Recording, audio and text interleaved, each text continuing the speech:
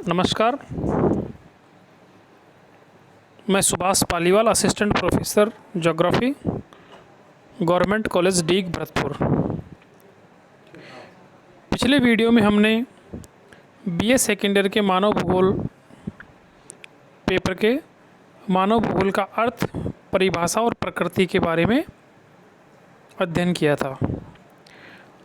आज का वीडियो में हम बात करेंगे मानव भूगोल का अन्य सामाजिक विज्ञान से संबंध।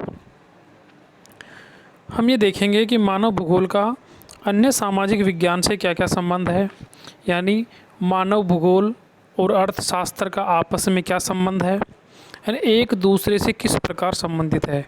तो मानव भूगोल और अन्य जो सामाजिक विज्ञान हो, चाहे वो अर्थशास्त्र हो, चाहे इतिहास हो, चाहे राजनीति शास्त्र हो, चाहे समाज शास्त्र हो, चाहे मानव शास्त्र हो, चाहे सैन्य विज्ञान हो, ये सभी सामाजिक विज्ञान किसी न किसी रूप में मानव भूगोल से परस्पर संबंधित है।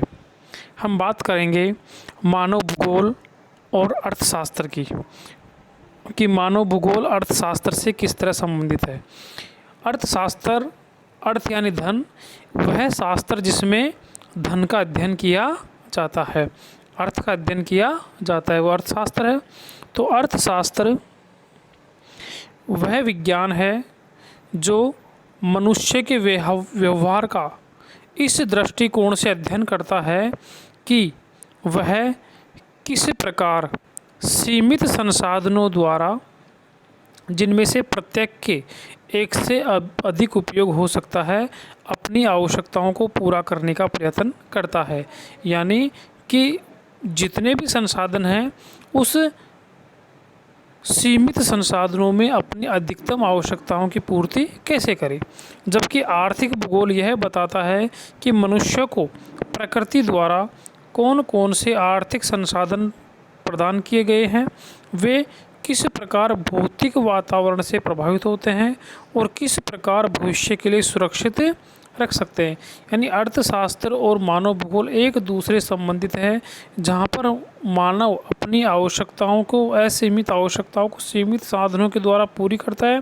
वहीं आर्थिक भूगोल यह बताता है कि प्रकृति के द्वारा कौन कौन से आर्थिक संसाधन प्रदान किए गए हैं और वो भौतिक पर्यावरण को किस तरह से प्रभावित कर रहे हैं और भविष्य के लिए किस प्रकार से हम संसाधनों को संरक्षित रख सकते हैं।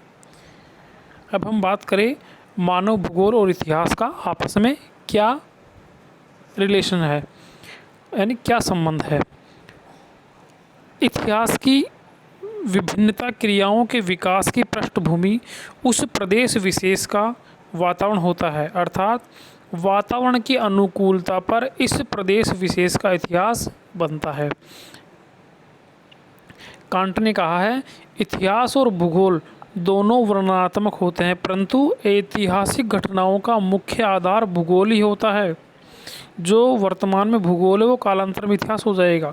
इस पृष्ठभूमि के बिना इतिहास का कोई अस्तित्व स्वीकार नहीं किया जा सकता। भूगोल सभी कालों में रहा है और इसी के द्वारा इतिहास का आधार बना है। इस प्रकार दोनों को अलग नहीं किया जा सकता, इतिहास और मानव भूगोल का अलग नहीं किया जा सकता, ये दोनों अविभाज्य है। अब हम बात करेंगे मानव भूगोल और राजनीति शास्त्र की।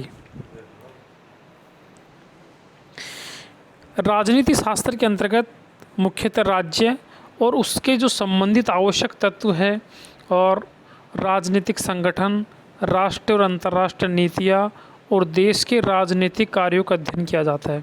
परंतु राजनीतिक क्रियाएं, देश की राष्ट्रीय और अंतर्राष्ट्रीय नीतियाँ मुख्य रूप से भौगोलिक वातावरण के द्वारा सर्वाधिक प्रभावित होती है। किसी भी क्षेत्र की जब विदेश नीति बनती है, राष्ट्रीय नीतियाँ बनती है, अंतर्राष्ट्रीय नीति बनती है, तो उसमें भौगोलिक दशाओं का अध्ययन किया जाता है और भौगोलिक आधारों को ध्यान में रखकर ही उस देश की नीति तैयार की जाती है। किसी क्षेत्र विशेष की प्राकृतिक स्थिति क्या है, उसका विस्तार क्या है, उसकी जलवायु क्या है, उसकी जनसंख्या, उसकी स्थिति यानी समुद्री स्थिति है या स्थलीय स्थिति है, उसकी सीमा आदि कारक किसी देश के राजनीतिक विचारों को प्रत्यक्ष या अप्रत्यक्ष रूप से प्रभावित करते हैं।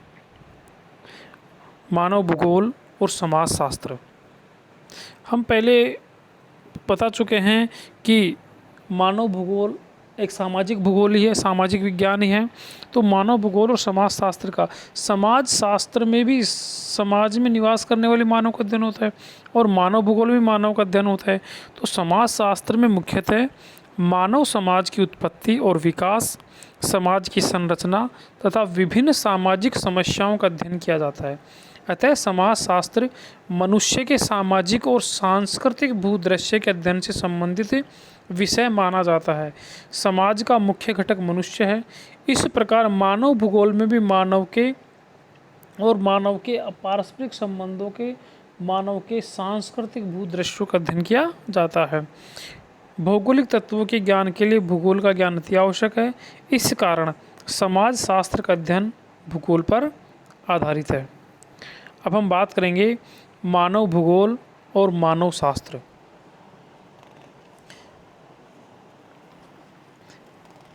मानव शास्त्र में मानवीय प्रजाति, मानव की संस्कृति, उसके उत्थान, उसकी उत्पत्ति, उसके पतन आदि का अध्ययन किया जाता है। मानव प्रजाति शास्त्र को दो वर्गों में विभक्त किया जाता है।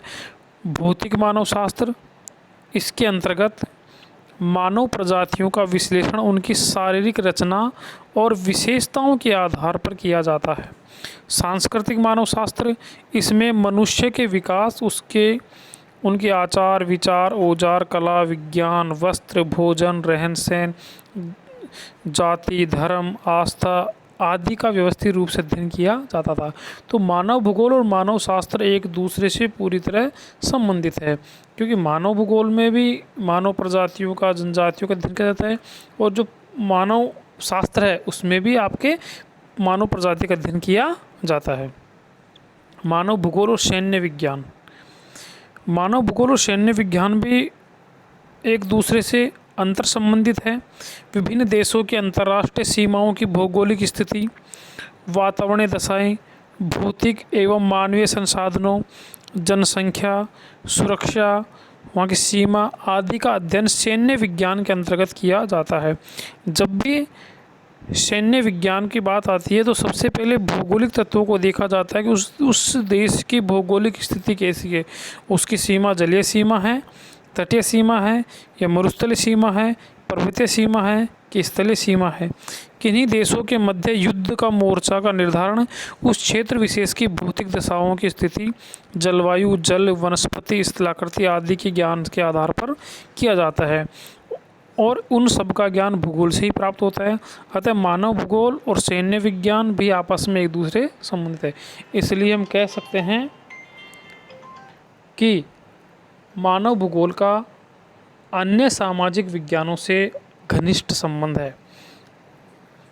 इस वीडियो से संबंधित आपको कोई भी प्रॉब्लम हो तो मुझे कमेंट बॉक्स में बता सकते हैं। धन्यवाद।